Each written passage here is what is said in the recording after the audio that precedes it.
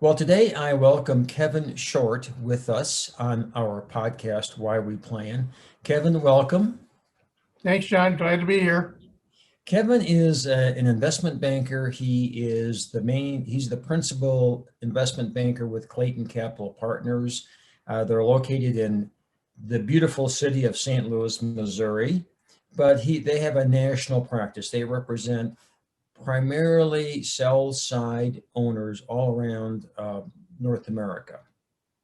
Kevin has worked with BEI and dozens of our members for, Kevin, it seems like 15 years. I don't know Yeah, if I it's think it's that coming long, up on that. That's correct. just a long time. So he is very familiar with what business owners need to do to prepare themselves for a third party sale. He helps our members and he helps our members, business owners in that whole area. So, Kevin, I thought I'd just start our conversation off with what does that pre-sale or planning process, or as you call it, pre-sale due diligence, involving an investment banker. What do you do in that process, and why is it so important to owners before they go to market? John, there's more and more data coming out now that we're coming out of COVID. The deal data is coming out that we're still hitting same percentages nationally of getting to LOI, but getting the LOI to close is not nearly as good as the percentage of getting an LOI. Wow. Too many of the LOIs are being set aside. They never complete because primarily the buyers today are private equity, and private equity does an incredibly thorough job of due diligence, turning over every rock. So we've seen it ourselves with our own deals. We've seen there's things that have come up at the 11th hour, literally a day or two before closing or a week or two. And we learned something that we did not even realize. So I would prompt your members to really encourage their clients to be forthcoming with them, tell them everything and let them decide what's relevant. We've had clients not tell us about subsidiaries or divisions, and they didn't show up in tax returns. So we didn't know that till the very end because the buyers find them. We've had people, I tell the story often, every private equity group runs a background check on the principals of the seller. And we had one a few years ago that the seller, our clients, told us there was no issues with their management team. Background checks will be a breeze. 2 weeks before closing, I said, all right, it's time to do the background checks. I need everybody's social security numbers. And there was this long pause. He said, did I ever tell you about my brother-in-law, Mike? And I thought, no. I said, what do you mean? I know Mike, he's your operations manager, kind of. He said, well, Mike was convicted of second-degree murder in Chicago in 1994. And I said, let me think about that, see if I forgot that. Nope, I've checked. I didn't forget that. I would have remembered that because Mike and I kind of went round and round a few times over fees. So I probably would have handled that discussion differently if I knew that he was capable of that. So we had a retirement party the next day for Mike. And so Mike was no longer part of the team. He was enough of an owner that he walked out with enough money. But there's a great example. You know, we were 7 or 8 months into the engagement before he saw fit to tell me that. It could have been a disaster. Buyers won't put up with that today. We were on a phone call yesterday with a trucking company worth $150 million. And it kind of came out in the conversation that they own part of a WBE, a woman-owned business that is their biggest customer. Well, they never had mentioned that in our previous discussions. And that's a major issue because the buyer can't buy that customer, can't buy that entity because the buyers aren't going to be WBEs or MBEs. The only exception to that rule is if a buyer's an SBIC, they can buy minority-owned companies. So this came out by accident, and we have a questionnaire to capture all that, but sellers, I don't think always are forthcoming with their answers. So we're going to have to fix that with some kind of a workaround. But almost every deal, John, has something at the end that affects the speed of the deal. We had a client that hadn't paid sales taxes for 14 years in every state. Had to latest 8 months till that all got cleared up. You know, I just sit there holding my breath those last 2 weeks because there's always going to be something, it seems like, to pop up. And we've seen a lot. And that's part of our job, is to stay calm, keep the client calm, keep the buyer calm, particularly, so that they work through the solution and close. So it's a big deal. Your members are in a perfect position to really mitigate that issue so that it gets taken care of up front before they go to market. Excellent, excellent. And I know you do also, for advisors, a market value analysis, which I think is unusual in the investment banking world. Maybe it's not, but it seems like it's such a good idea. Yeah, it's got several purposes, John. So when a client comes to see us, we're going to collect enough data quickly after non-disclosures are given to the client or prospect. And we're going to do our own range of value, our own opinion of what we think the price will be. Today, generally, you start at about a 6 multiple, and you can go all the way up to a 10 or 12, depending on all the other factors. But I need to get that number in front of the advisor and the client to see if they agree with our range. Because if they don't, we need to do some more digging to find out why we're not aligned. We need to be aligned on value. Second purpose is, if we agree on the value range, then I'm going to use that to build the fee structure. If we agree the minimum sale price is $50 million, for example, then our fee up to that $50 million will be less. And if the proceeds go over 50, our percentage on the 50 is still less, but the percentage on the next 10 million will be more, in the next 10 million even more, on the increments only. So it's there as a baseline to help design a smart fee. So that's also valuable for the business owner and the planning advisors.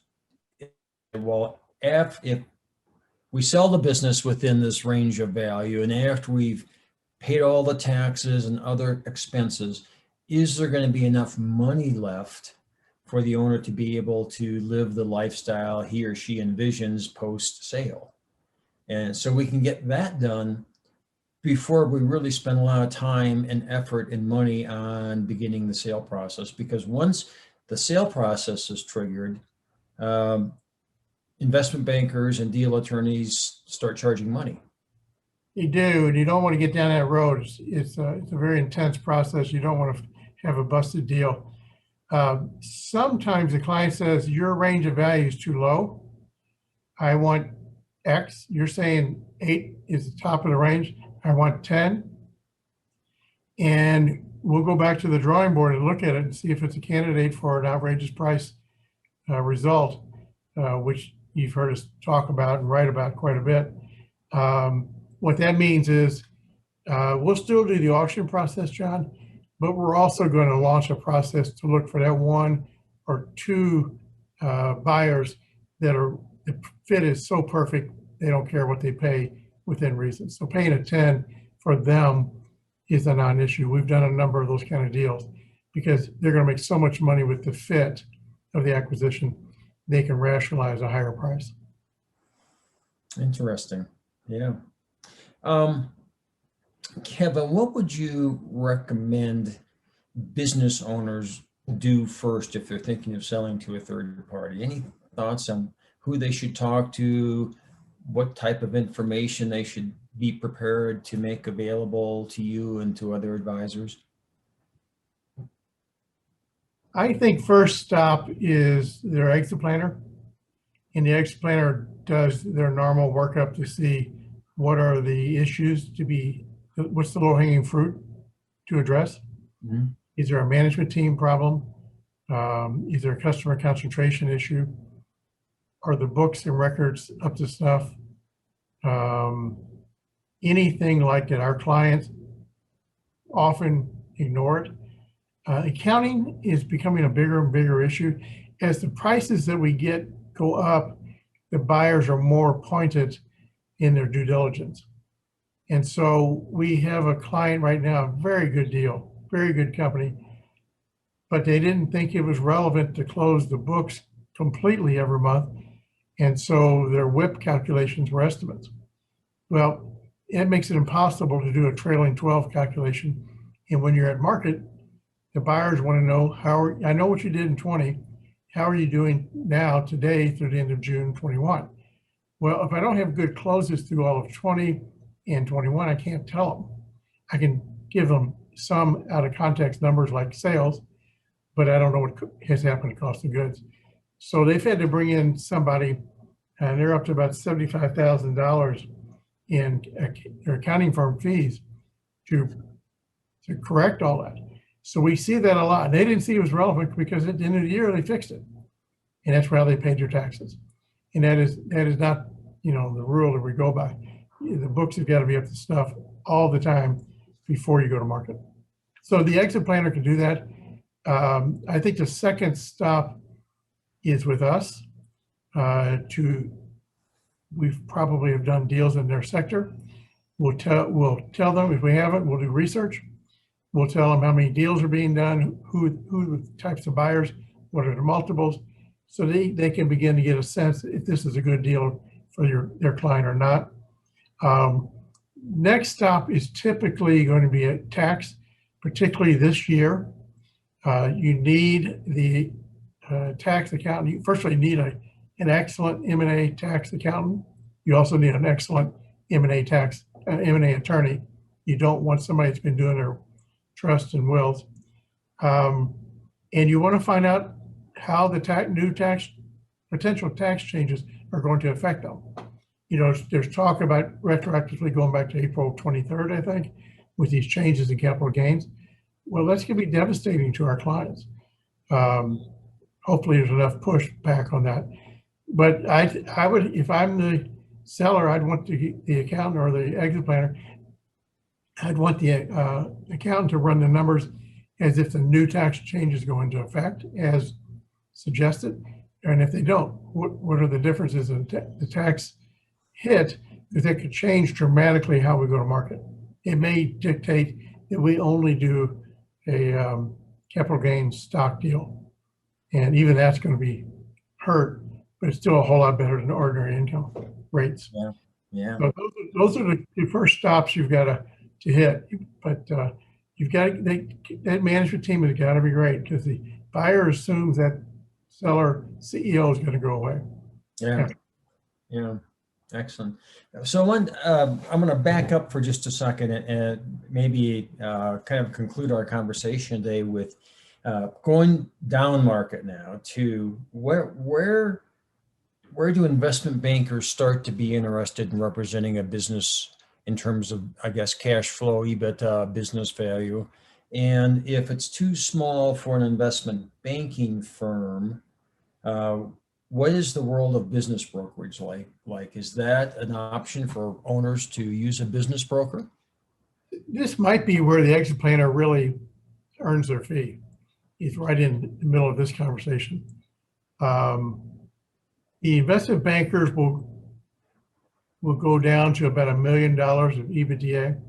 2 million is generally the floor, but they can go to $1 million. And really what that's saying is that will allow them to earn a fee that's acceptable to them. The business brokers work below that. And you've heard me talk to your members before. The business brokerage community is mostly made up of ex-real estate brokers who think if they can sell a house or a building, they can sell a business, and nothing could be further from the truth. So I always start from the fact that the business brokers are probably not any good, and they can do a lot of damage by letting it get out to different. They don't know how to manage confidentiality. They don't know how to manage an auction. They don't know how to create value. So it can be a lot of damage. So the exit planner needs to do their thorough homework in their community and find the one or two business brokers that are good. Major metros have a handful of them that are good. St. Louis, we have 25 of them in the phone book, and I would refer you to of them. The others, I would pretty strongly suggest you not go there. So many of them are used to doing bars and restaurants. So it can do a lot of damage to the business. But it's an incredibly needed service. You know, most of the businesses are going to be in that price range in the U.S. The vast But, majority. yeah, they need a solution. Yeah, and the solution may be not to sell to a third party, instead to work on your management team and develop all the value drivers that we talk about, and maybe even eventually sell to a management team or a child rather than a third party. If you're not going to be able to get the amount of money you need through some business. Strategy is going to be important, because if they've got the right advisors, the exit planner has the right advisors. You know, if they came to me, I'd say, all right, you're not big enough to sell. You don't have business brokers in your community. Let's talk about, how do we bulk you up? How do we maybe JV you with a bigger player, partner you with a bigger player that has intentions to sell in a few years? So trying to get you on a large enough platform, not necessarily sell, but more or less merge, so that when that combination sells, you're going to get a good multiple because you've got enough bulk in the deal. That's another way to solve that without overcomplicating it. That's a good idea. Very good idea. We may need to have another conversation on that. Well, Kevin, thanks. It's been wonderful, as usual, having our discussion. Thank you, John. As usual, I enjoyed it.